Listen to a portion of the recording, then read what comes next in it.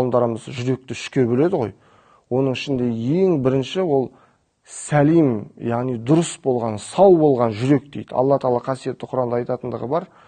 Ол күні дейді, яғни ақиретте мал дүниелерің де, балаларың да пайда бермейді, тек қана сау жүрекпен келгендер ғана құтылады дейді.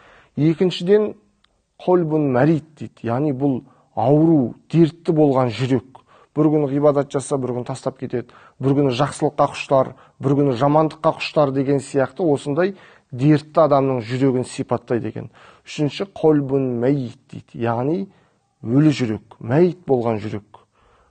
Күнәлі істерді жасап, сол күнәлі істердің себебіменен жүрегі өлген адамның жүрегін осылай деп сипаттайды екен.